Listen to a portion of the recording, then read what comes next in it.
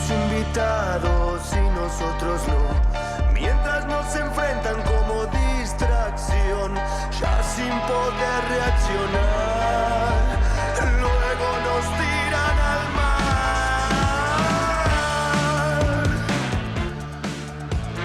Bienvenidos, bienvenidas, buenas noches. Gracias por sintonizar Brotes Verdes como cada martes aquí en la pantalla de C5N.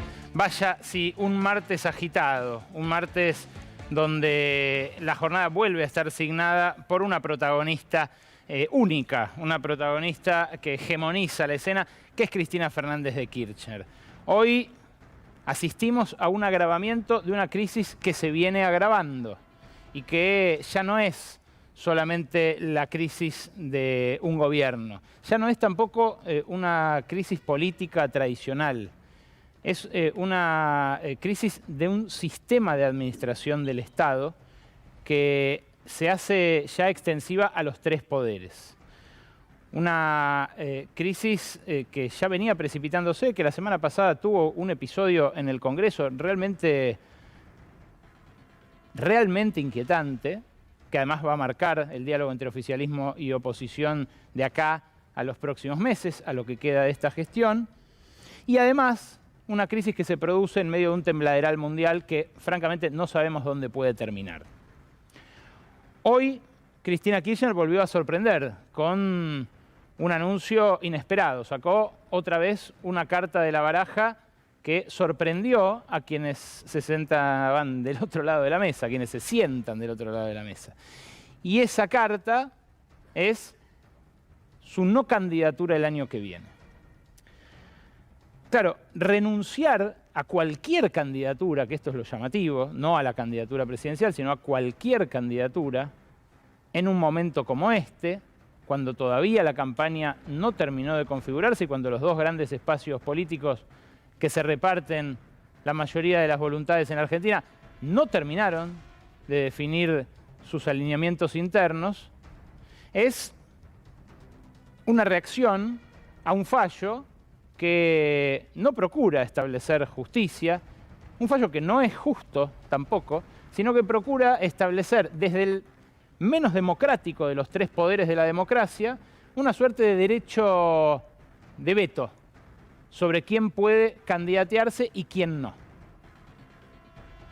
Lo más fuerte y lo más significativo en términos políticos de la condena en la causa de vialidad contra Cristina Fernández de Kirchner no son los 6 años de condena de un fallo cuyos fundamentos todavía no conocemos. Es la inhabilitación perpetua para ejercer cargos públicos, que obviamente no rige de modo inmediato, faltan las apelaciones, falta hasta la Corte Suprema de Justicia, pero que claramente expresa esa voluntad de veto por parte de la justicia, repito, el menos democrático de los tres poderes de la democracia. La renuncia, el renunciamiento, podríamos decir, de Cristina Fernández de Kirchner, ubica en otro plano a quien hasta ahora disimulaba sus intenciones de postularse el año que viene a presidente, que es el ministro de Economía, Sergio Massa. Sergio Massa hizo gala esta semana, una vez más, de sus apoyos en Estados Unidos y compartió, ni más ni menos que con el embajador de los Estados Unidos, en el CCK y con un cartelón de fondo que decía Ministerio de Economía, o sea, de local, un anuncio que puede ser trascendental en el mediano plazo para restablecer algo de la capacidad de recaudación del Estado frente a un gran capital que se autonomizó ya de su país de origen y que está repartido en distintas guaridas fiscales, incluso hasta sus titulares, sus personas titulares han renunciado a la ciudadanía fiscal argentina para radicarse en Uruguay en algunos casos. Y aprovechó ese acto para poner en escena esto, el apoyo que tiene no solo en Estados Unidos, sino en el establishment local. Una vez más, es un Sergio Massa que ahora empieza a orejear la campaña del año que viene y que puede encarnar eso que el embajador de Estados Unidos dijo claramente en el último Consejo de las Américas, que es un pacto para terminar con la grieta y establecer un rumbo productivo que es el que Estados Unidos le asigna a la Argentina, básicamente la provisión durante las próximas 2 o 3 décadas de gas y de litio para el desarrollo industrial que Estados Unidos quiere recuperar de China en la disputa geopolítica que mantiene. Claro, esto cambia un poco el mapa que imaginaban en el oficialismo, que tenía 3 protagonistas y que lo sigue teniendo, que son Sergio Massa, por un lado, Cristina Fernández de Kirchner por otro y Axel Kicillof por el otro. El gobernador de la provincia aspira a reelegir en la provincia, donde lo puede hacer por un solo voto, no hay doble vuelta, no hay balotaje en la provincia de Buenos Aires. Hay quienes especulaban con que lo empujaran hacia arriba, hacia una candidatura presidencial que él no anhela. Pero ahora, si Cristina efectivamente se retira de la contienda electoral del año que viene, este tridente se resignifica, porque ya no sería Massa presidente, Cristina senadora, Axel gobernador, sino que, bueno, podría derivar en alguna otra alquimia. La figura central, de todos modos, es el ministro de Economía. Y ahí hay un primer problema. Que Massa sea el ministro de Economía es un problema. ¿Por qué? Porque la economía anda pésimo. Y porque las perspectivas, y ahora lo vamos a conversar en un ratito con Andrés Aciaín, las perspectivas son muy desafiantes para la economía, sobre todo de la primera mitad del año electoral que se viene ya mismo, el 2023, que está a la vuelta de la esquina.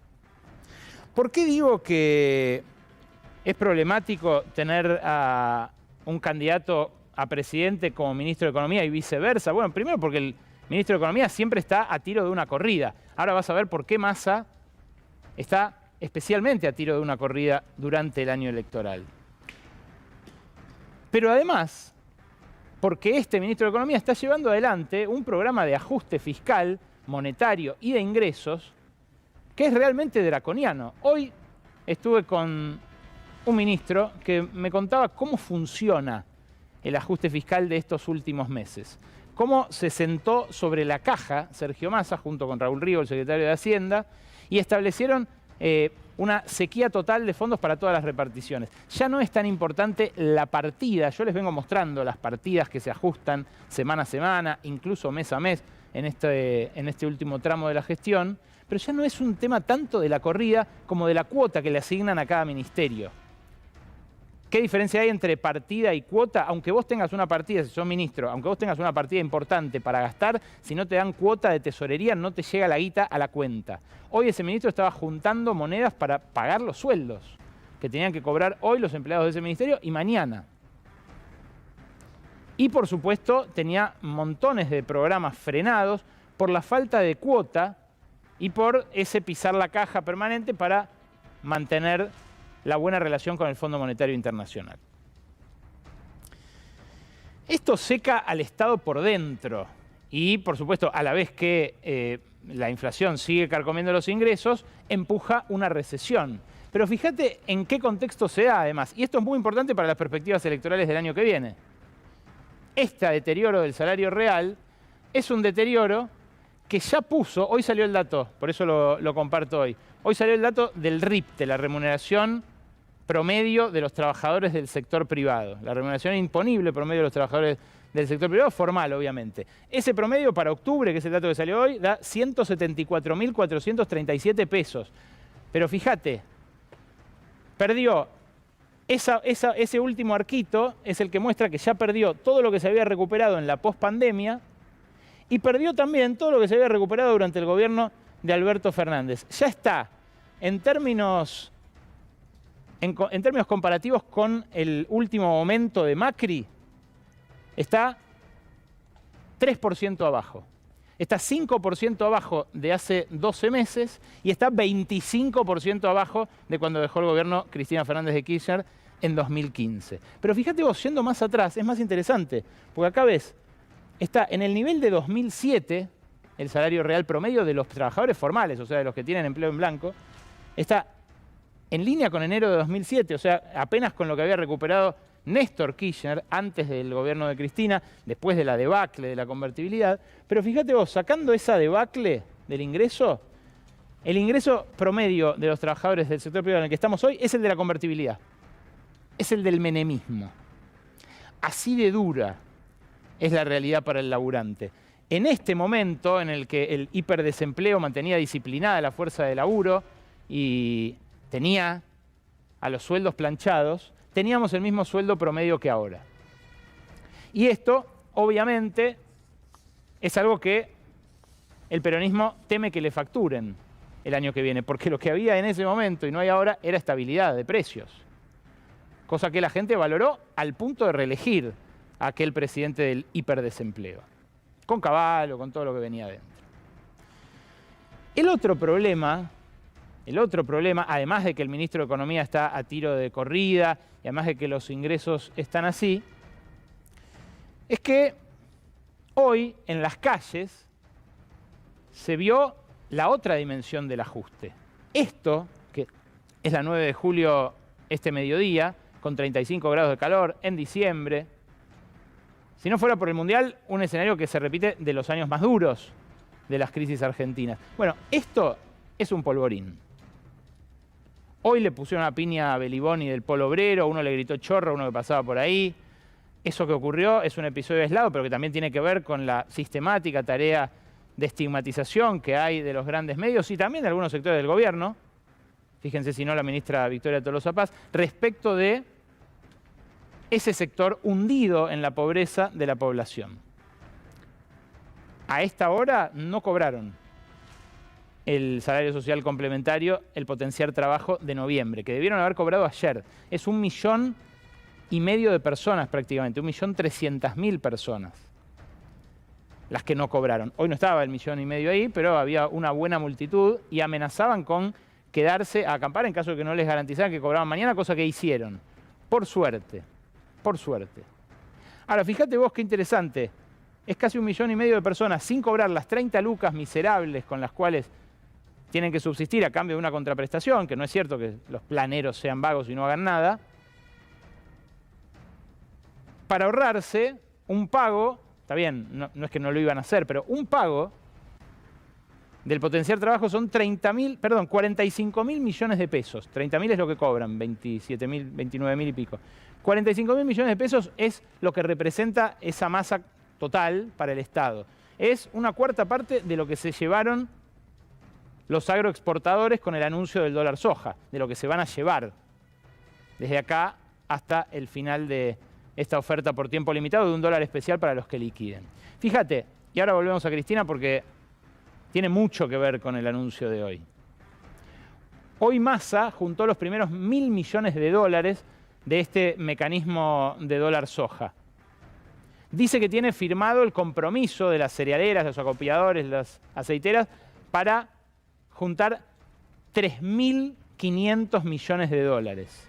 Ahora, eso es lo que se va a perder, por ejemplo, por la sequía en la cosecha de trigo. Todavía no sabemos cuánto se va a perder por la sequía en la cosecha de soja el año que viene, porque la sequía hace que se muera el trigo ya sembrado y que no siembren la soja que se va a cosechar en marzo.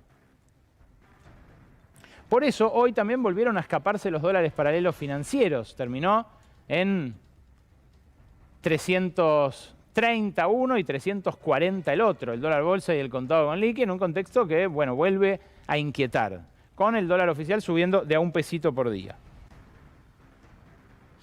Que se hayan vuelto a escapar hoy los dólares paralelos habla también de los límites del dólar soja. ¿Son otra vez las mismas manos las que cobran el dólar preferencial del Estado y con esos pesos se dan vuelta y compran el dólar financiero? Probablemente. Y eso expresa también la debilidad y la fragilidad en la que se mueve el ministro candidato. Ahora, la esperanza en la cual se sintetizan todos los sueños reeleccionistas del Frente de Todos. La cuenta, igual, con este dólar soja, apenas da para llegar a febrero. Y hay que ver cómo, y hay que ver qué pasa ahí. Porque justamente ahí es donde va a empezar a ponerse de manifiesto la fragilidad de base de la gestión del ministro de Economía por cómo estabilizó, por cómo tuvo que estabilizar la crisis y la corrida después de la salida de Martín Guzmán. Un informe que difundió la consultora P4Q de Manuel Álvarez Agis, a quien nosotros entrevistamos con mucha repercusión acá hace un par de semanas, da cuenta de esa fragilidad justamente a partir de sus propias decisiones. Sergio Massa, apenas asumió, tomó una decisión que tuvo poco recorrido noticioso, que fue refinanciar toda la deuda en pesos ofreciéndoles a los bancos lo que mejor dé, inflación o suba del dólar. Bueno, eso generó un aumento de la deuda en pesos y sobre todo un problema de concentración de vencimientos y de renovaciones el año que viene. Fíjate, este gráfico que, como te digo, es de la consultora P4Q, muestra la relación entre los préstamos al sector privado en relación a los depósitos y el financiamiento al Tesoro, incluyendo lo que le prestan al Banco Central, los bancos, lo que el Banco Central toma para sacar peso de circulación. Fíjate, la línea amarilla, que es los préstamos del sector privado, que llegaron a ese punto con Macri y que cayeron cuando se desplomó el modelo de Macri antes del cambio de gobierno, ahí está el cambio de gobierno, hoy está muy por debajo del financiamiento al Estado que trepó. Y fíjate cuándo trepó, después de la pandemia. Enero de 2021 sube y en este año hace ese piquito final que lo lleva al 69,9%. Para que le renueven los vencimientos, o sea, para que le sigan prestando esos pesos que todos los meses, cada 2 semanas en realidad, el Tesoro les pide a los bancos, tuvieron que subir la tasa de interés. Y la tasa de interés, que vas a ver a mis espaldas, trepó violentamente, a la par de la inflación. Está por encima de la inflación y está en ese nivel de tasa efectiva anual, 117,9%. Este aumento, mira, alejalo un poquito, así se ve la línea de tiempo abajo, es un aumento que se dio a lo largo de estos últimos meses, de apenas por encima del 100% a 120% prácticamente. Bueno, son los últimos meses de este año los que marcaron ese incremento. ¿Ves? Acá tenés desde septiembre de 2022, ahí tenés, hasta actualmente fines de noviembre de 2022. Repito, el problema es que es como la falopa, diría Agis. Dan más tasa de interés, más tasa de interés, más tasa de interés, pero cada vez hace falta más. Y fíjate cómo quedaron concentrados los vencimientos de deuda en pesos para el año que viene, combinando justamente las LEDs del Tesoro, los bonos duales, que son estos nuevos que entregó Massa a los banqueros, lo que mejor dé, inflación o dólar, los bonos atados al dólar, los bonos atados a la Badlar. Estos son los vencimientos de enero, febrero, marzo, abril, mayo y hasta junio y julio del año que viene. Todo en periodo preelectoral. Un ministro, repito, a tiro de una corrida que lo puede dañar como candidato. Bueno, estos vencimientos, estas tasas de interés y esta situación financiera tan ajustada, es la que evalúa, a la vez que evalúa las relaciones de fuerza, Cristina Fernández de Kirchner ante el fallo de hoy. Y lo que la mueve, para mí, ahora lo vamos a hablar en un ratito con Gabriela Vulcano y con Lucía Isikoff, vamos a analizar los tramos más salientes, que fueron los últimos minutos de lo que dijo Cristina, pero la mueve a hacer el anuncio que hizo. Para mí, el anuncio de Cristina puede ser un intento de blindaje de la gestión de Massa de cara a su candidatura presidencial. ¿Cómo? Me dirán ustedes, ¿qué? Sí. Que Cristina hoy anuncie tan anticipadamente que se retira de la contienda electoral del año que viene va a generar una consecuencia en los mercados que se va a anotar a partir de mañana mismo. Es cierto, esta sentencia puede ser apelada hasta la Corte Suprema de Justicia, pero a priori los mercados van a reaccionar subiendo.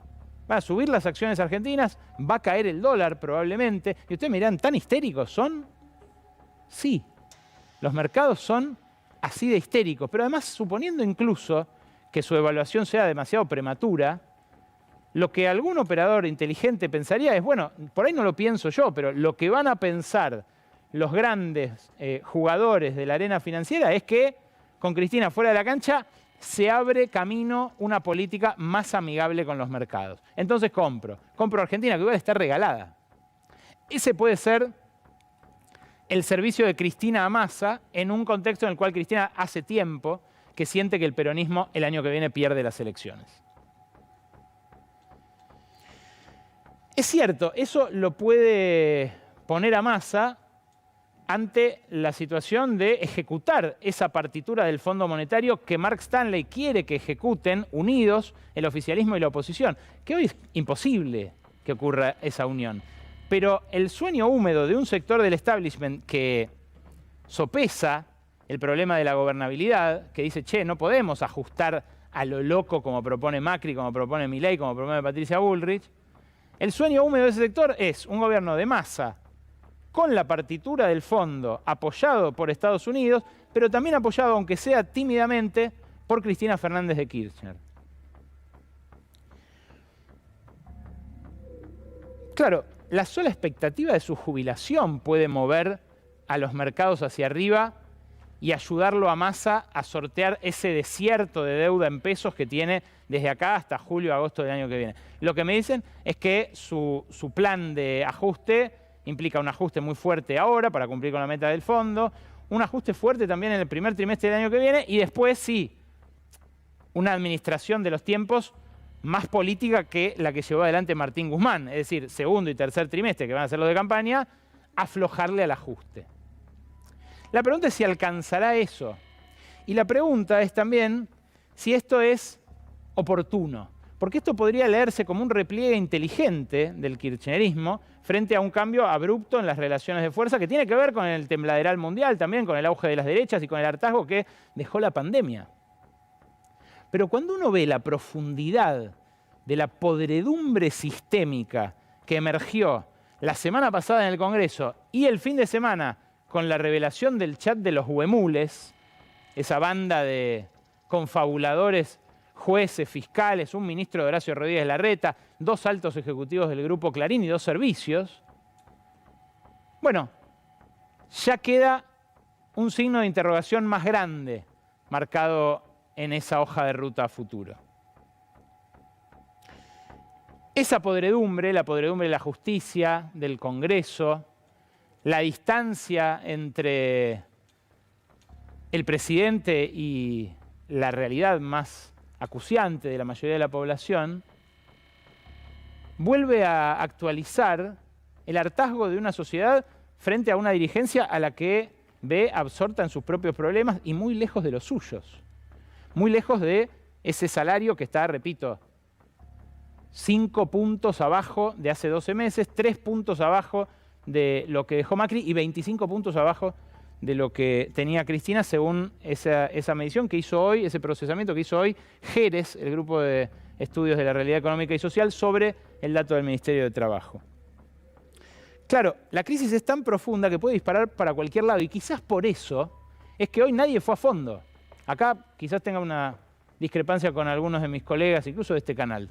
Hoy nadie fue a fondo. Hoy la justicia no dijo que Cristina Fernández de Kirchner es la cabeza de una asociación ilícita. La condenan por administración fraudulenta, le ponen el cepo a su candidatura. Un cepo intolerable, repito, sobre todo en una causa tramitada como fue esta. Ahora, no van a fondo, no la consideran la jefa de una banda, como dijo que era inadmisible que hicieran en el reportaje que le dio a Folia de San Pablo ayer, la semana pasada, pero que se publicó ayer.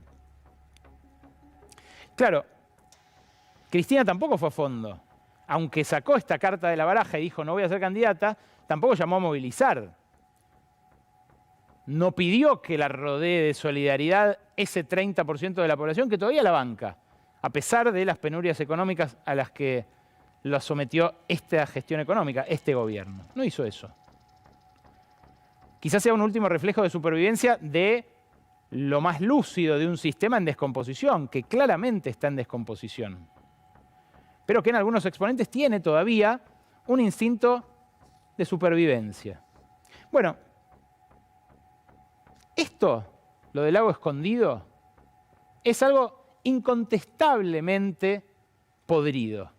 Es un hecho de esos, como un cometa Halley de la corrupción sistémica de nuestro capitalismo periférico, una cosa que pasa cada 50 años. Nunca tenemos tan a nuestro alcance esa promiscuidad desagradable, esa confabulación y sobre todo los roles. ¿Quién manda a quién?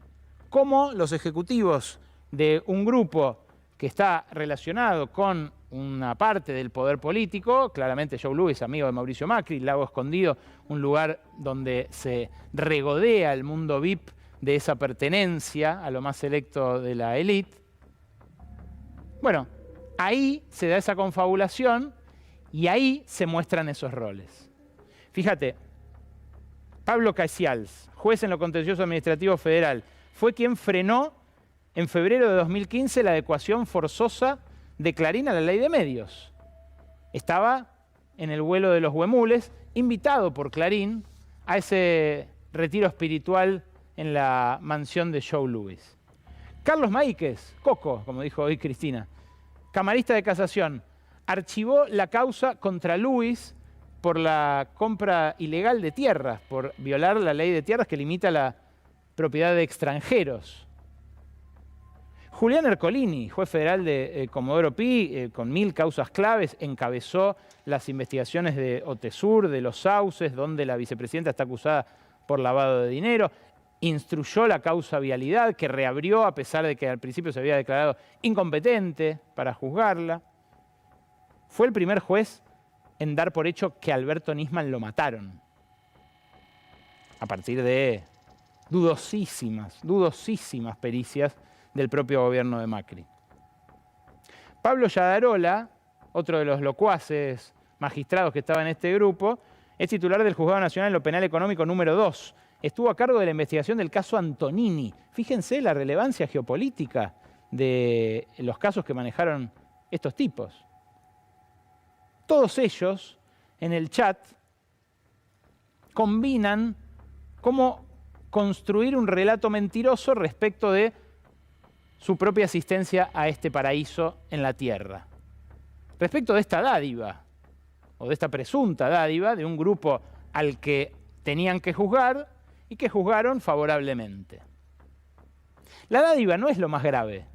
Lo más grave es cómo se ventila en ese chat, que trasciende a partir de un espionaje, un contraespionaje, podríamos decir, pero que ocurrió.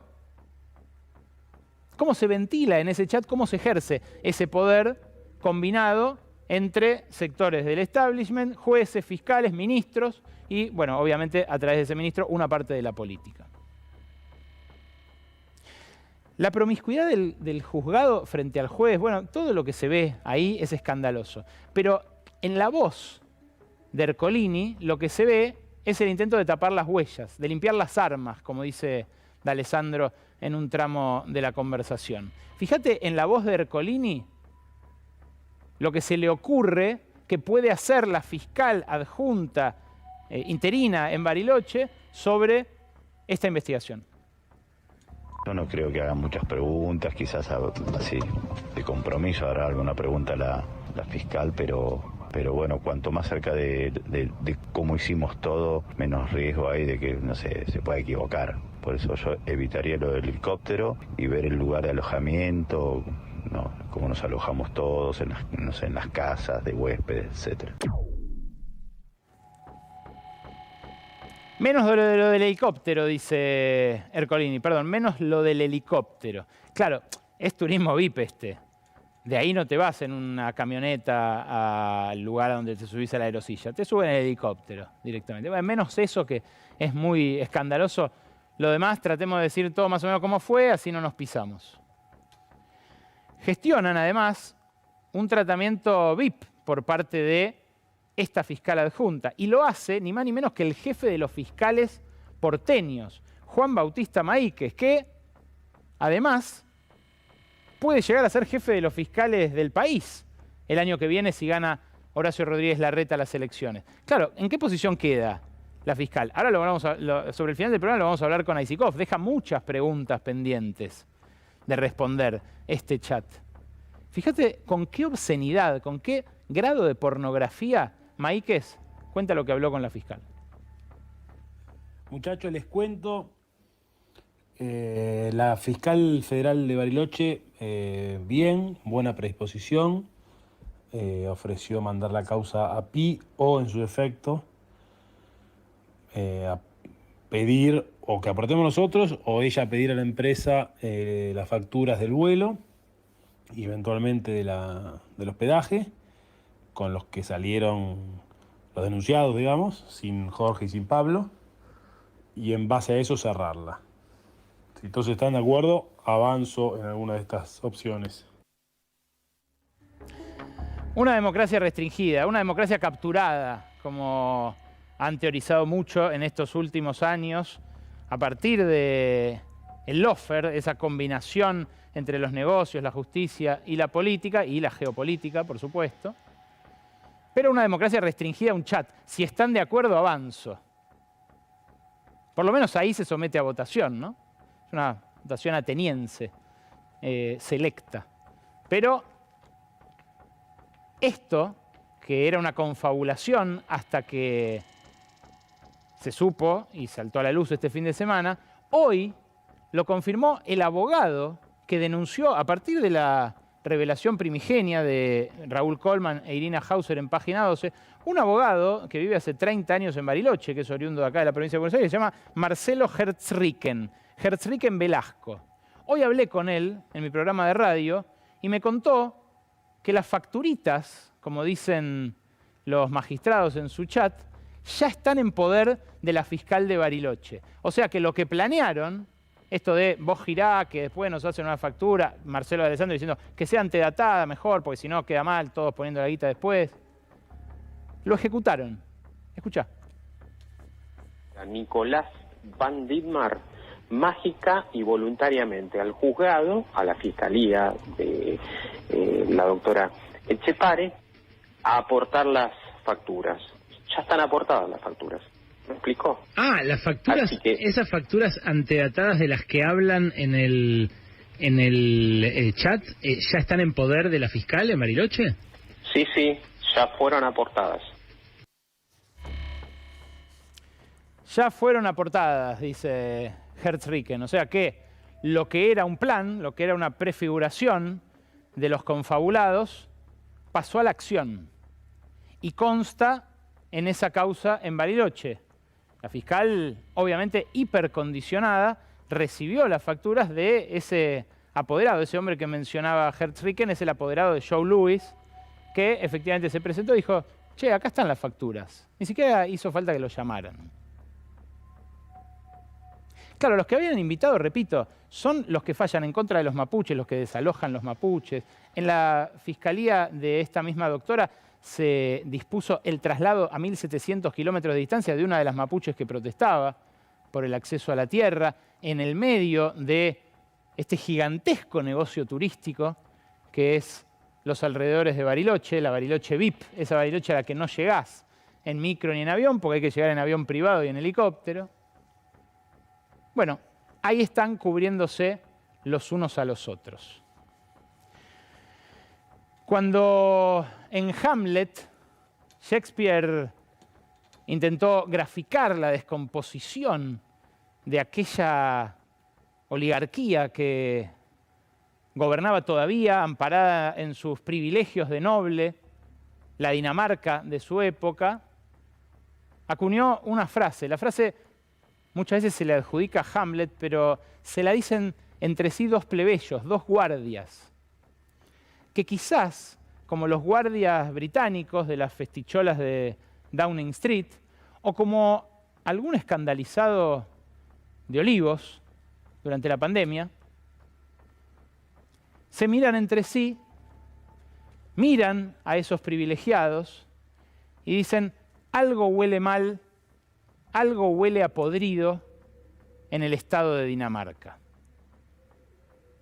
Hoy, en el estado argentino, el pescado empieza a pudrirse por la cabeza.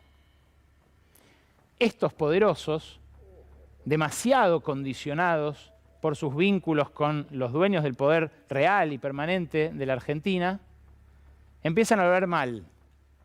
Y huele mal también el Congreso, en circunstancias como la de la semana pasada. Abochornantes, abochornantes. Imagínense si alguno de sus hijos o de sus nietos hubiera estado en las gradas, en los palcos, en el momento en el que, cual barrabravas, los diputados de la oposición se ponían a golpear las bancas, a gritar y a pechear, a prepear a la presidenta de la Cámara de Diputados, al punto de gritarle desaforados que se tenía que ir. Imagínense si alguno de sus hijos o de sus nietos hubiera estado en el momento en el que Cristian Ritondo, defendido luego por María Eugenia Vidal, le hace ese gesto, el gesto de Fuki Fuki a Cecilia Moró, con una falta de decoro francamente indigna del cuerpo, indigna del Congreso, indigna de la democracia argentina. A un diputado del norte argentino por tocarle una teta a su mujer, a su pareja consensuada, lo echaron de la Cámara por pagatería.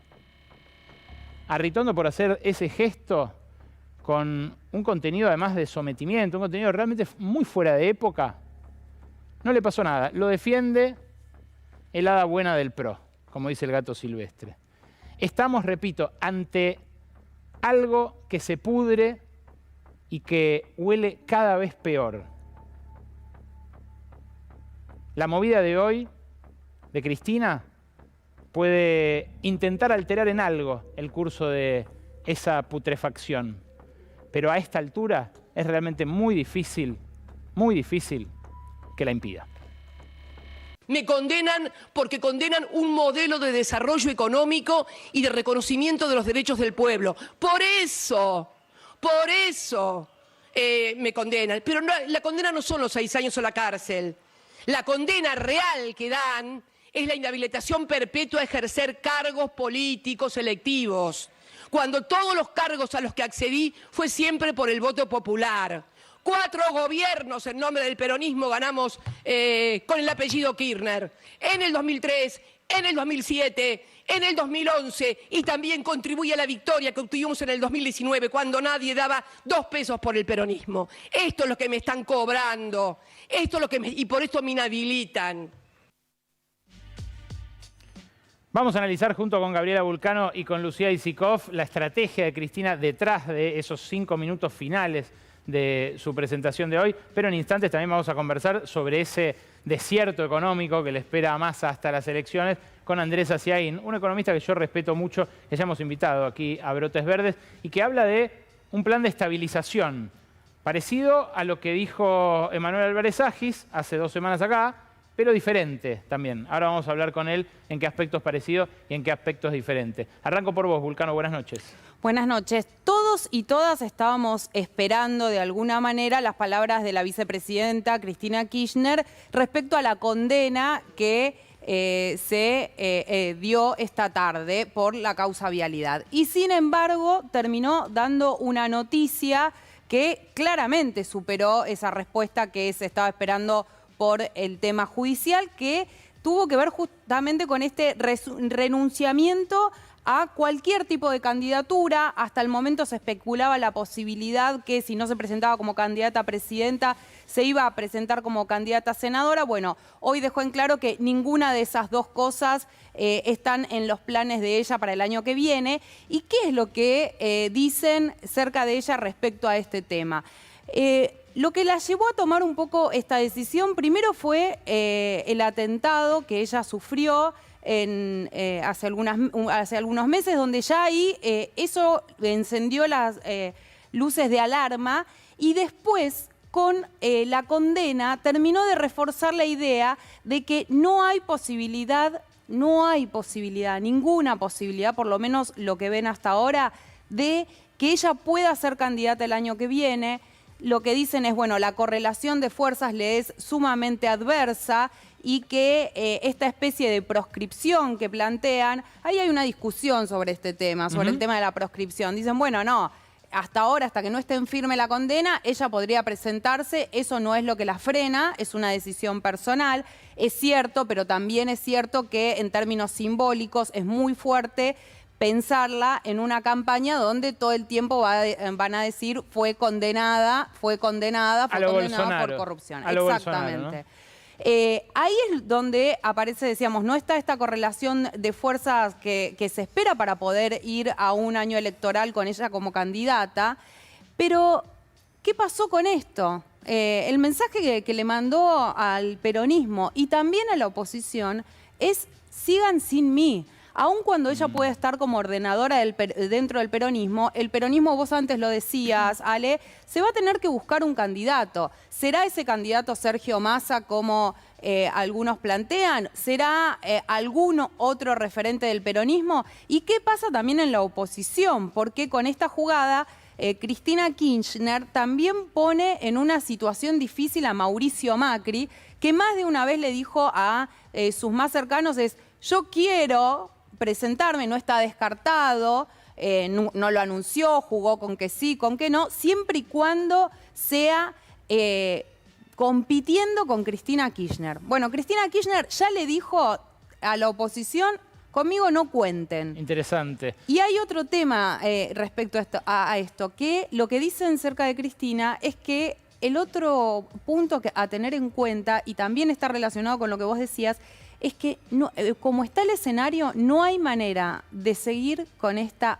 grieta, división, que tiene que venir algo nuevo y que claramente, bueno, no es Cristina Kirchner quien lo tiene que encarnar. Gaby, permíteme introducir a Lu Aisikov también. Buenas noches, Lu. Buenas noches. Porque la verdad que efectivamente fue sorpresivo, pero efectivamente también tiene una estrategia detrás. ¿Qué pasó después? ¿Qué está pasando Totalmente, ahora? Ale. Mira, te digo, en este momento Cristina Kirchner está en Ensenada, en Punta Lara, en una reunión con intendentes. Es una reunión que ya estaba convocada. Intendentes en realidad los más cercanos y dirigentes del kirchnerismo duro, podemos decir. Bastante hermetismo respecto a esta reunión. Con el correr de las horas va a ir trascendiendo quiénes estuvieron y qué es lo que se habló. Sí, claro. Pero es sorpresiva la presencia de Cristina, ya estaba convocada. Mario Seco, el intendente de Ensenada, sabemos que es uno de los referentes de justamente el kirchnerismo más duro, ¿no? Más radicalizado, uno de los que salió fuerte hoy con un comunicado de el pueblo a las calles, qué es lo que tiene que pasar con Cristina de acá en más. Así que me parece que, te digo, como una estrategia, primero, de corto plazo, se está reencuadrando la militancia y están analizando cómo seguir. Sabés que hubo, por supuesto, hoy pases de factura entre distintos sectores de la militancia. Vos escuchabas a quienes se manifestaron de modo, si querés, entre comillas, ¿no? Más espontáneo o convocados por redes sociales, pero no veías hoy banderas de la Cámpora, banderas de las grandes organizaciones que bancan a Cristina, las orgánicas, digamos, movilizándose, porque no hubo una definición de movilizar hoy. Sí hubo pases de factura. Ahora vamos a eso, pero compartamos un cachito más de lo que dijo Cristina en esos minutos finales respecto de su decisión y seguimos con el análisis. Voy a hacer lo mismo que hice el 10 de diciembre del 2015.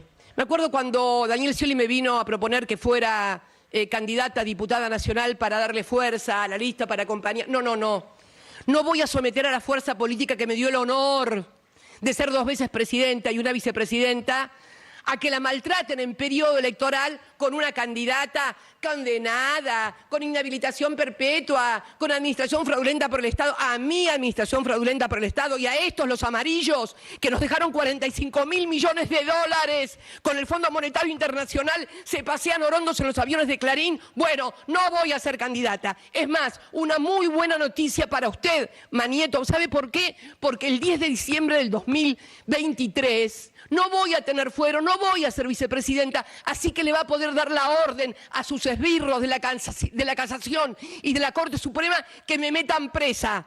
Sí, pero mascota de usted, nunca, jamás, ¿entiende? Nunca, jamás. No voy a ser candidata a nada, ni a presidenta, ni a senador. Mi nombre no va a estar en ninguna boleta. Termino el 10 de diciembre y me vuelvo como me volví el 10 de diciembre del 2015 a mi casa, a la misma casa de donde salí un 25 de mayo del 2003 para acompañar a quien fuera mi compañero.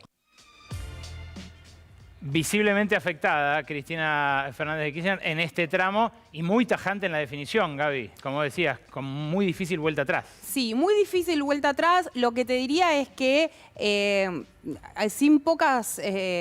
con pocas ilusiones, mejor dicho, desde el kirchnerismo dicen la única manera de revertir una decisión como esta sería si hoy mismo se empieza a movilizar no solamente la militancia, sino el ciudadano de a pie que empiece a movilizarse, a pedir para que Cristina Kirchner sea candidata el año que viene, algo que no está pasando, que en el propio kirchnerismo no creen que vaya a suceder. Ahí lo decía muy bien Lucía respecto a estas, si se quiere, distintos planteos respecto a si hay que movilizarse o no dentro de la militancia.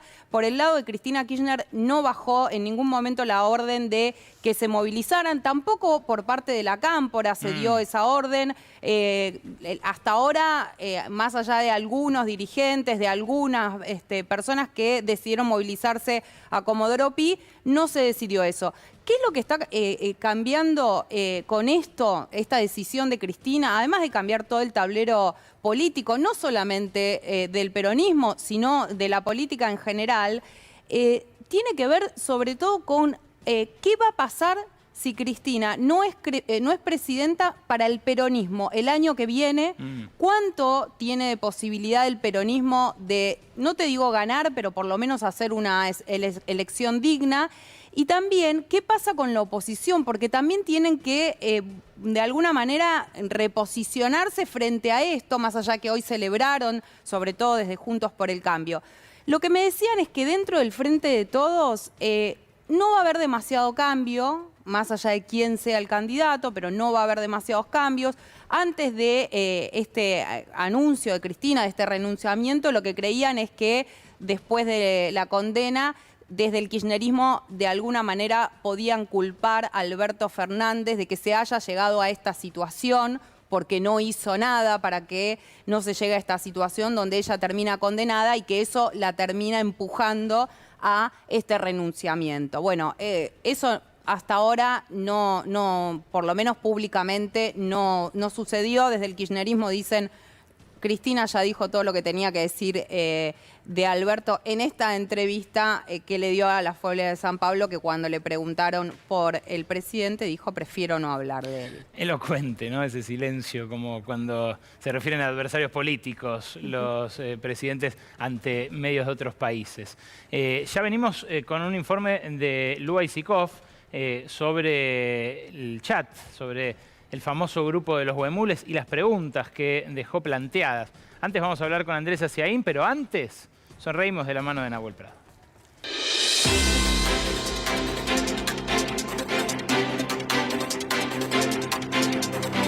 Buenas noches, esto es Órbita Noticias, un noticiero intergaláctico con el ojo puesto especialmente en el planeta Tierra. Vamos a las noticias. El planeta entero sigue disfrutando del Campeonato Mundial de Fútbol. Para los que nos sintonizan por primera vez, el fútbol es un deporte que practican los terrícolas. Consiste en 22 seres humanos corriendo atrás de una pelota y en el cual siempre gana Alemania. Ah, ¿no? Parece que ya no es así. Bueno, España entonces. ¿Qué? ¿Se quedó afuera contra Marruecos? Bueno, el fútbol sobre todo produce sorpresa, pero además despierta pasiones. Y cuando los seres humanos se apasionan, hacen lo mismo que los pájaros. Cantan.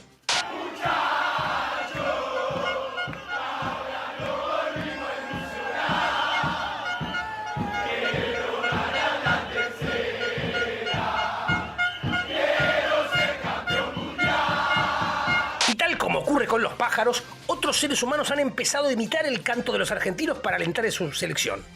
El caso más curioso es el de Japón, que viven de cabeza con respecto a los argentinos, lo cual no les impide vivir de la cabeza.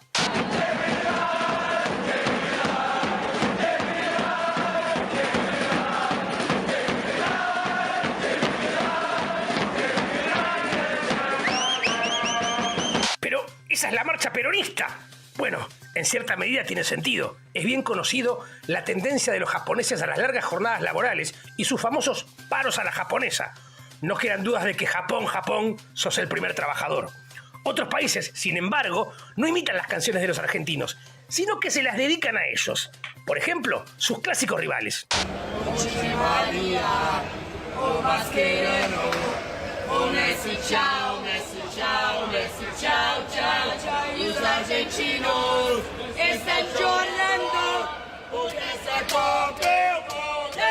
Como periodista imparcial, me parece importante señalar el error de este grupo de brasileños que incluyen en su canción a Mascherano, célebre mediocampista argentino, cuyo último mundial fue en 2014. Sí, ese mismo en el que los brazucas se comieron 7 pepinos de los alemanes, los mismos que ahora se fueron en primera vuelta, pecho a Perdón, como venía diciendo, a través de las canciones de cancha se ponen en juego picardías, rivalidades y a veces viejos conflictos geopolíticos de los países en cuestión.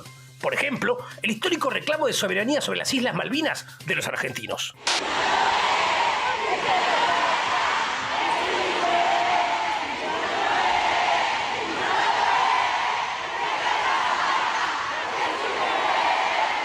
No todos los artistas reaccionan con el fervor patriótico de Lali Espósito ante el canto del que nos salta es un inglés. Algunos tienen sus reparos. El que nos salta es un inglés. Me chupa la pija, guacho, porque yo no voy a discriminar a alguien porque sea inglés, chileno, estadounidense, brasilero. Aguante todos nosotros, guacho. Bueno, el joven trapero ICA reacciona de un modo un poco exagerado ante el fervor popular. Si quiere que el público no cante el que nos salta es un inglés, puede irse a tocar a una isla desierta. A las Malvinas, por ejemplo. Nos despedimos con el pronóstico para la semana que viene. Si van a viajar a la Tierra, recuerden que cualquiera puede cantar, pero solo unos pocos saben cuánto pesa la Copa del Mundo. Bienvenido, Siaín, gracias por venir. No, gracias a vos. Vos venís hablando, y me tocó incluso el honor de prologar un libro tuyo, de un plan de estabilización para frenar esta inercia asesina de los precios. ¿Crees que estamos a tiempo de aplicar algo así? Sí, en verdad nosotros venimos diciendo hace tiempo desde el Centro de Estudios Carolina Ortiz que el peronismo como expresión, digamos, de un movimiento popular y este gobierno, si no resuelven el tema de la inflación y no encara un plan de estabilización heterodoxo, tiene escasas chances electorales y que si en cambio encara y logra una política exitosa con la inflación, deja sin política a la derecha, digamos. Le deja un vacío político total a los sectores de derecha. Y creo que todavía estamos a tiempo.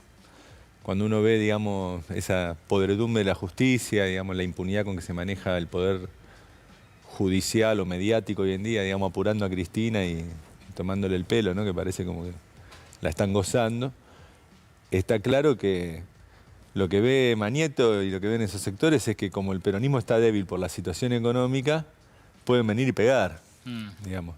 Si la economía argentina estaría sobre ruedas, no habría habido ese fallo.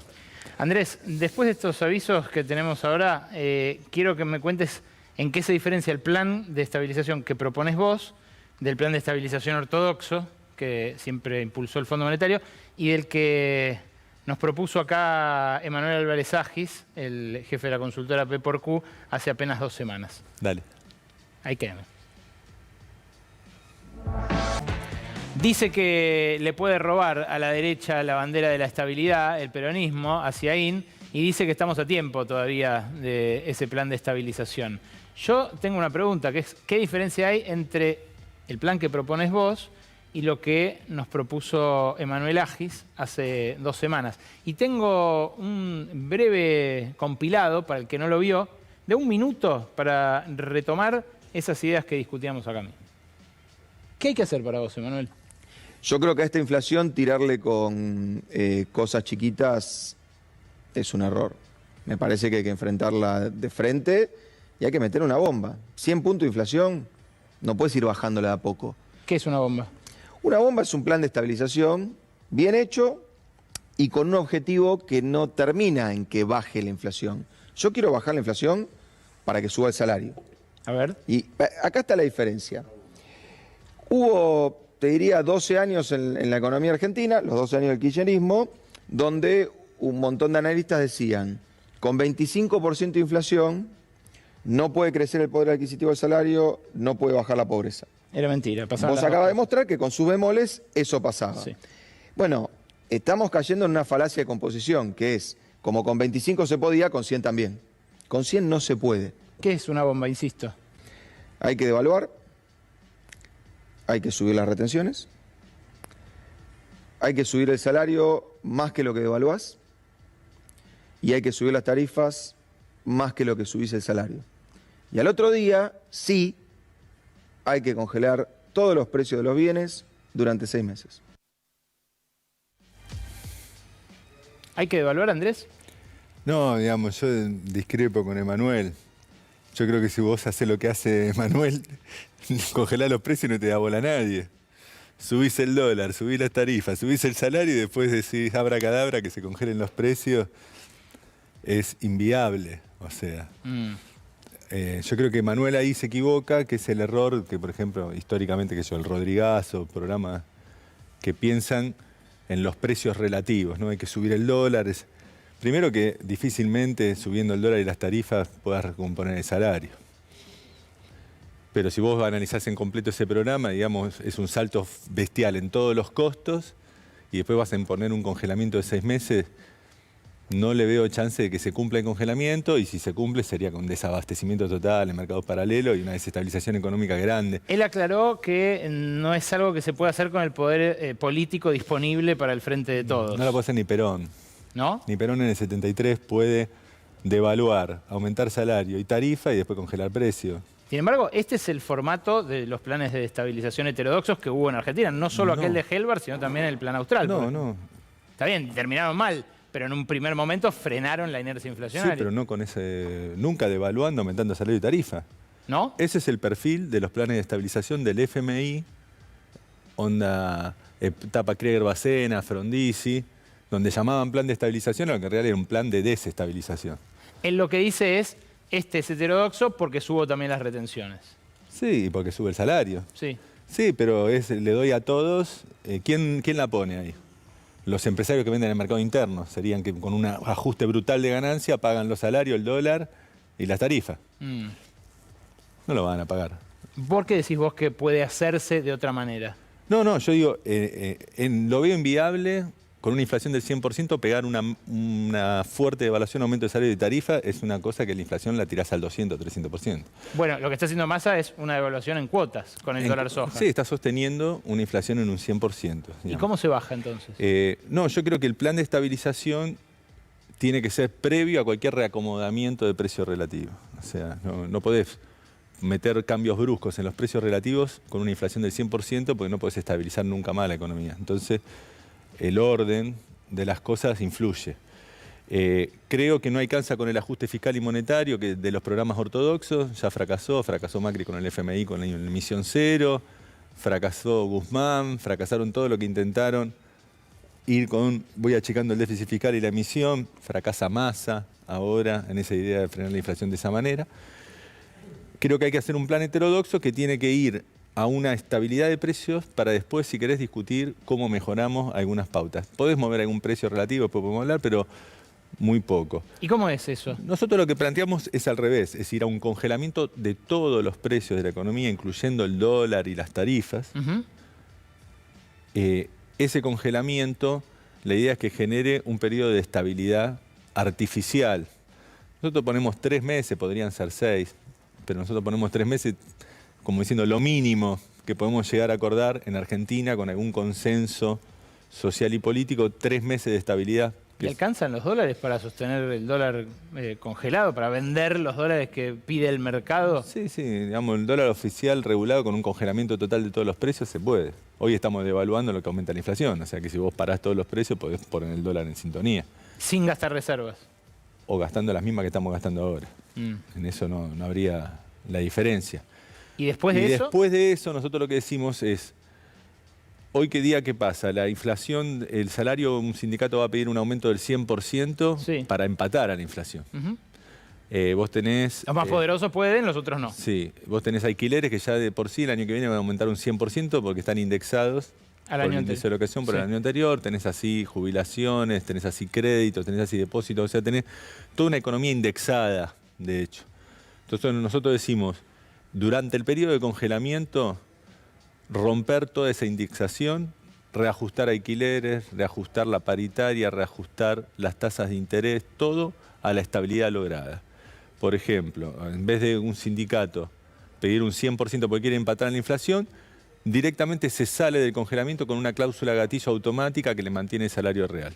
Como hizo el Sudna, el del neumático, por ejemplo. Claro, directamente. Negociando 10 puntos por arriba de lo que dé la inflación. De la inflación a partir del periodo de congelamiento. Claro. Entonces la estabilidad que vos lográs la trasladás al salario, la trasladás al alquiler, la trasladás a las tasas de interés y entonces todos los precios se acomodan a una nueva estabilidad. ¿Se hizo eso en algún lugar alguna vez? Hay elementos, digamos, el congelamiento de ese tipo se hizo en el plan Helbar. Yo creo que sí se puede introducir algún cambio de precio relativo menor, como hizo Helbar, que en realidad sería lo que tendría que haber hecho el gobierno ahora.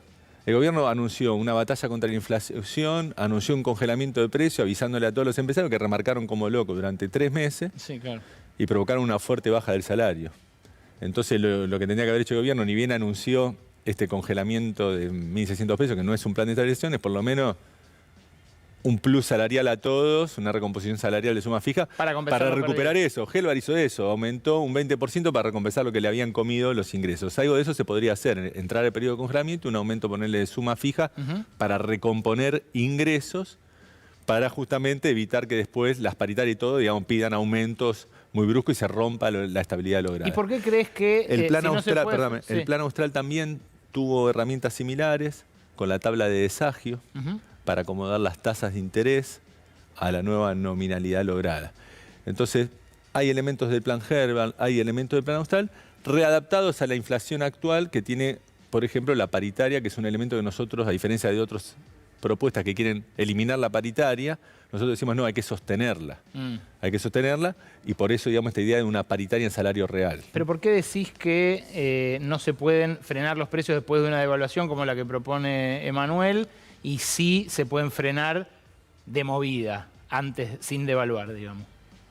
Porque vos cuando mirás la historia de la economía argentina y haces un gráfico de la inflación y haces un gráfico del dólar, ves que cada vez que sube el dólar, bruscamente suben los precios. No, de eso no tengo duda. Y bueno, entonces, vos ahora te venís que los precios todos vienen subiendo más o menos a la misma tasa. Sí. Entonces vos decís, bueno, muchachos, sentás a los empresarios todo.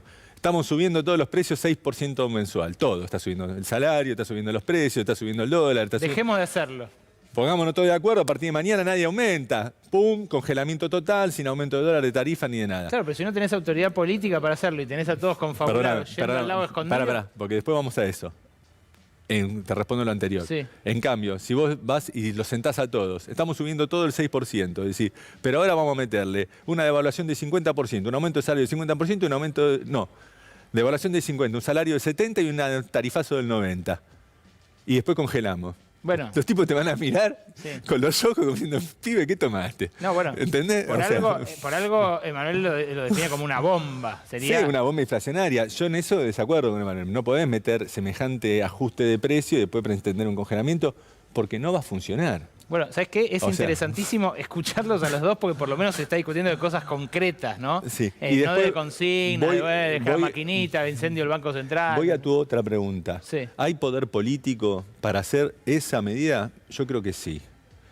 Mira, yo te doy dos ejemplos, digamos. Uno histórico, que es que Alfonsín, con un gobierno que tenía, no solo como tiene el peronismo, a los medios en contra, tenía militares en contra, tenía empresarios, tenía sindicatos, débil políticamente, con una inflación más alta que ahora, en un estado de debilidad política muy fuerte, lanzó el plan austral. Fue exitoso en un comienzo, después no lo pudo sostener y después ganó las elecciones. ¿Y cómo te sacás de encima al Fondo Monetario en ese contexto? No sé, no te lo sacás. Haces el programa con el Fondo Monetario. ¿Y lo toleraría? Sí. ¿Por qué? Si ellos hoy tienen la manija. ¿Lo tolerarían el programa? ¿Por qué no lo toleraría? ¿En qué este programa, en qué viola algo del Y fondo? congela, no le da lugar a las fuerzas del mercado, ¿viste cómo es el fondo? ¿No? Sí, el Fondo Monetario, si no lo quiere avalar, lo haces igual y después lo tiene que avalar o no. O se la fumas, digamos. Sí. Si tomás decisiones políticas, vas adelante y el Fondo Monetario después lo avala. Claro. Pero yo te iba a decir otro punto. Los empresarios también, yo creo que estarían dispuestos a avalar un programa de estabilización encarado por el peronismo. ¿Por qué? ¿Qué tienen para ganar en esto? Me interesa. Porque yo creo que a los empresarios argentinos, la derecha alocada, al estilo Milei, al estilo del macrismo, no sé si les cierra a la mayoría o a los grupos que tienen peso real. A muchos de los que hablo yo no les cierra. Porque por eso apuestan a Massa con la partitura del fondo. fondo. Porque esos sectores, que lo vivimos en el gobierno de Macri, muchas veces directamente son lobistas de intereses extranjeros que vienen a romperles la estructura de negocio de la empresa argentina a cambio de cobrar una chirola en un banco en el exterior. Y son más de la timba financiera y de la embajada norteamericana, no son de la economía real. Entonces yo creo que incluso en una concepción de sectores que no apuestan a una Argentina destruida en un caos social, violencia política, que eso le puede interesar a Estados Unidos para comerse vaca muerta, le puede interesar algunos países que quieren depredar, digamos. Entonces te ponen un Milei, te ponen una Bullrich, un Macri, prenden fuego todo, maten a Cristina, métanla preso. Total, después nos repartimos las partes de lo que quedó tirado, digamos, como la Argentina. Pero a los tipos que tienen realmente intereses y negocios de largo plazo en la Argentina, que no están en, digamos, por ahí los agroexportadores sí, porque vuela todo, ellos siguen vendiendo porotos. Pero los tipos que venden en el mercado interno, que tienen inversiones de mediano o largo plazo, quieren cierta estabilidad social y política, ¿entendés? Entonces, que el peronismo le garantice una estabilidad económica con estabilidad social y política, también le puede cerrar. Entonces yo creo que se puede construir un consenso, tanto con sectores empresarios, sindicales, sociales, para que el peronismo encare un plan de estabilización, le corte lo que es el argumento político a la derecha, porque la derecha va a venir a la Argentina y va a privatizar, va a barrer la jubilación, va a barrer los derechos laborales, va a abrir las importaciones para destruir la industria nacional, va a hacer todas las medidas que sabemos que quieren hacer en nombre de bajar la inflación. Ese va a ser el caballito de Troya que nos van a vender. Venimos a bajar la inflación, nos van a rifar todo y después la inflación no la van a bajar ni siquiera. Ojalá que por lo menos sí, como hizo Menem con Cavallo, que vendieron todo pero por lo menos bajaron la inflación.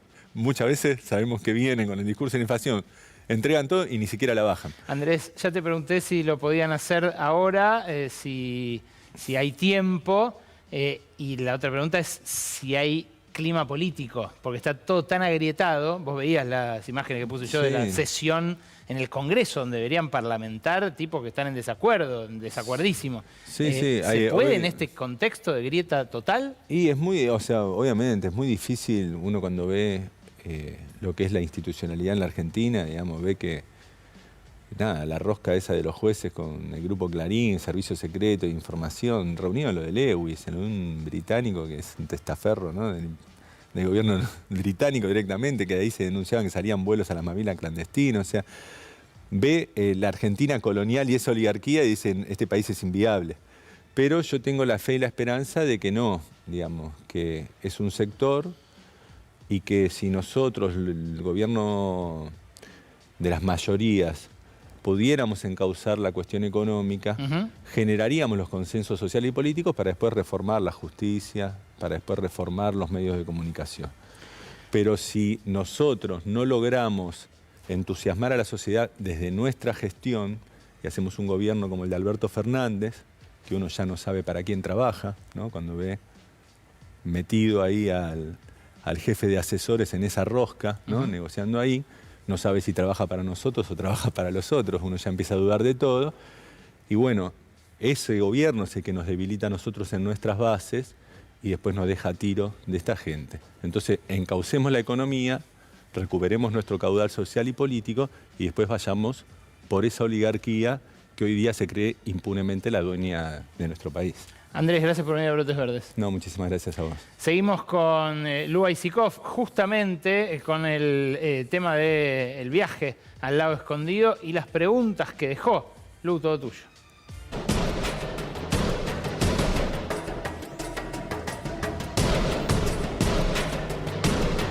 ¿Qué objetividades se comprometieron, Ale, con este tour de los jueces al lago escondido? ¿Qué queda manchado, no? Bueno, ves los chats y es para hacerte un festín, bueno, no un festín tan feliz, pero hay muchas objetividades comprometidas en estos chats. Vamos a analizar un poco cómo quedan parados y cuáles son, digamos, las preguntas que quedan abiertas. Primero que nada, bueno, la legitimidad y la credibilidad de estos jueces. Si querés, escuchamos, porque es muy fuerte escucharlo en su voz, en los protagonistas, algo que no se puede refutar, ¿no? Los audios allí están y son las voces de ellos. ¿Qué decían? Escuchamos primero a Juan Bautista Maíquez, el procurador de la ciudad. ¿Qué decía sobre inventar una facturita? Mirá. Fuimos víctimas de un espionaje ilegal. Más allá de eso, y para tener guardado abajo del colchón, eventualmente, si en algún momento los jueces, sobre todo, lo necesitan para algo en el Consejo, podríamos averiguar el tema de una facturita ahí en Lago Escondido. Yo no creo que sea necesario usarla en ningún momento, pero por la duda, para tenerlo. Por la duda para tenerlo, tira. Y después viene toda, bueno, los que hemos leído los dos chats, primero el chat de la operación de Página 12, así lo llamaban, Sí. después la reacción esta a Donato, digo, la continuidad de ese chat es larguísimo y especulan y especulan y especulan sobre qué es lo que les conviene hacer. Mirá lo que decía, por ejemplo, el juez federal Ercolini, que sabemos, bueno, hoy lo recuerda la vicepresidenta, que estuvo a cargo de la instrucción de la investigación de la causa de vialidad. Mirá también lo que decía. Buenas, ¿cómo están? Gracias, Leo. A mí se me ocurre que lo que tiene que decir es todo como sucedió. Lo único que evitaría es decir que nos llevaron en helicóptero al centro de esquí. Eso lo que podría decir que nos llevaron, no sé, en camioneta o fuimos a comer un asado allá arriba, pero no en helicóptero. Y después, bueno, que hicimos cabalgata, que hicimos un picnic una tarde, que comimos allá arriba unos choripanes, que jugamos a las cartas, que jugamos al pádel 2 veces. Nada, ¿qué les parece? Pero después que sea todo más o menos como lo hicimos. Bueno, después hablaban de avanzar con el diálogo con el periodismo razonable, ¿viste? Cuando Sí. hablan del peronismo razonable, el periodismo Sí. razonable también, con quienes podrían hablar para operar como una especie de control de daños, ¿no? A quién convenía contarle para que dijeran limitadamente qué es lo que había sucedido. Bueno, la legitimidad, por eso te decía, una de las cosas que queda ahí bajo la lupa. Segundo, la relación de Marcelo D'Alessandro, el ministro de Seguridad y Justicia de Larreta, con la Policía de Seguridad Aeroportuaria, Tremendo. con su titular, Sí. Glinsky. Pero mirá, ahora vamos a verlo en el chat. Glinsky es, digamos, un objetivo del que hablan constantemente en ese chat. Lo mencionan constantemente y te digo, ahí D'Alessandro, por ejemplo, dice, si en algún momento me toca ser ministro de la Nación, lo primero que hago es disolver a la PSA. Después, Yadarola, otro de los jueces, dice, Glinsky es parte del paisaje de mi trabajo. Estoy seguro de que nos volveremos a cruzar, ¿no? ¿Con qué tono? Después, D'Alessandro le dice, dame el gusto de ir a buscarlo con un patrullero nuestro que lo hago cagar. Esto, bueno, así en ese lenguaje hablaban, se reían, jajaja, bueno, vamos, y volvían sobre la figura de Glinsky. Decía, la vida nos va a cruzar, le quiero, Coco Maíquez es padre, le quiero meter una denuncia penal, háganme resistir porque estoy que no doy más, de la calentura. Bueno, ese era el tono con el que hablaban de Glinsky. Así que ahora el ministro porteño, al que Larreta bancó públicamente, dijo que él cree en la palabra de su ministro, diciendo que no son verdaderas estas conversaciones. ¿En cuál palabra? Porque el ministro dijo que no son verdaderas las pero que conversaciones, le filtraron. pero que se las robaron. Sí. Entonces es como, nunca me robé esta carpeta ni lo volveré a hacer. Totalmente. Más o menos la defensa, ¿no? Totalmente. Lo que quieren instalar ahora pareciera ser que hay una parte de veracidad en esos chats y otra que fue creada sobre la base de la realidad, se amplió con otras cosas. Pero bueno, por eso te decía que es muy impresionante escuchar los audios, pues los audios ahí están. También fue muy impresionante escucharlo ayer a Marcelo D'Alessandro en diálogo con Romina Mangel en Radio con Vos, porque en un momento le pregunta a Sebastián Davidovsky, parte de esa mesa de trabajo, ¿cuánto pagó por el viaje, por la joda en el Lago Escondido? Y después de tartamudear un par de veces dice, 100 y pico mil. O sea, no sabe. Y la factura ya la tiene en su poder la fiscal de Bariloche, tal como planificaron en este chat vergonzoso. Y a ese punto voy, porque otra de las cuestiones que queda ahí inconclusa es el tema de las dádivas, que es algo puntual, ¿no? ¿Quién pagó este viaje? ¿Fueron los directivos del Grupo Clarín, tal como se desliza en estos chats? ¿Y cómo compromete eso la relación? Hoy Cristina, por ejemplo, señalaba que Caicials fue el que anuló la adecuación del Grupo Clarín a la ley de medios. Pero mirá también una nota de Telam de 2015 que hablaba de Ercolini, que es lo que hizo, bueno, desalojó la AFSCA y suspende la vigencia de la Ley de Servicios de Comunicación Audiovisual, así lo decía Sabatella en ese momento. Pero digo, todos estaban como en un entramado de relaciones que parecen que trascienden lo laboral y van hacia la amistad, que al menos genera cuestionamientos en cómo van a fallar respecto a las personas que los están invitando a pasar unos días al Lago Escondido en el sur. Son muchas preguntas, Lu, sí. muchas preguntas. Y también me parece que hay una pregunta relativa a el rol de los fiscales. Bien. ¿No? Porque está Maíquez, ahí el jefe de los fiscales porteños, y está la fiscal de Bariloche que recibió una denuncia y que debió haberla investigado. Sí, te digo algo que acaba de surgir hace unos minutos, que es que la fiscal decide imputar a los que viajaron en ese vuelo. Ajá. Es llamativo, ¿no? ¿Por que qué después, delito? ¿Por qué delito? Bueno, era por la denuncia de violación de deberes de funcionario público, dádivas. Es una denuncia que recae sobre su fiscalía, una fiscal interina que le prolongó el interinato Casal, también fiscal Macrista. interino, Sí, claro. claro, que responde, bueno, básicamente al macrismo. Sí. Pero esta fiscal, bueno, ¿cómo se referían a ella durante estas conversaciones? También se escucha en la voz de Juan Bautista Maíquez, procurador de la ciudad, hablando sobre el rol de la fiscal. Mira, lo escuchamos porque eso también generaba suspicacias de cómo va a ser el accionar de esta fiscal.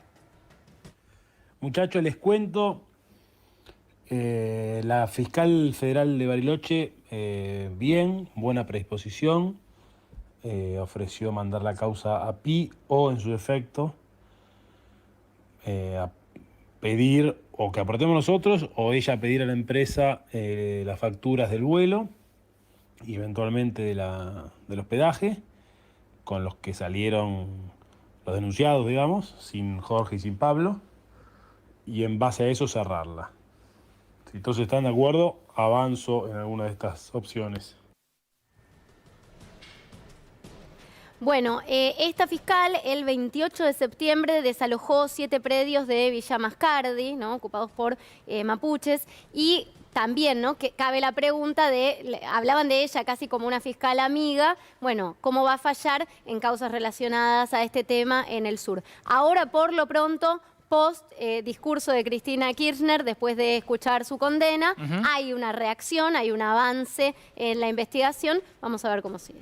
Gracias, Aisikov. Y este programa cierra, como habitualmente, con la columna de datos todavía no publicados en la prensa. Esos datos que te cuentan en off, que te cuentan las paredes que hablan, esos pasillos del poder. Nuestra sección Yo no te lo dije.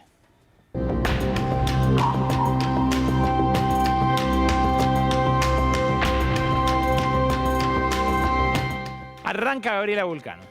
Yo no te lo dije, pero la semana pasada en la Cámara de Diputados, vos antes bien lo decías, Ale, hubo mucho ruido, muchas peleas, mucha tensión, sobre todo apuntando a la figura de la presidenta de la Cámara de Diputados, Cecilia Moró, pero mientras tanto, en los pasillos pasaban otras cosas. Ajá. Y en este caso, ni Mauricio ni Patricia son los protagonistas de esta foto que estamos viendo con Javier Milei. Epa. ¿Quién está con él?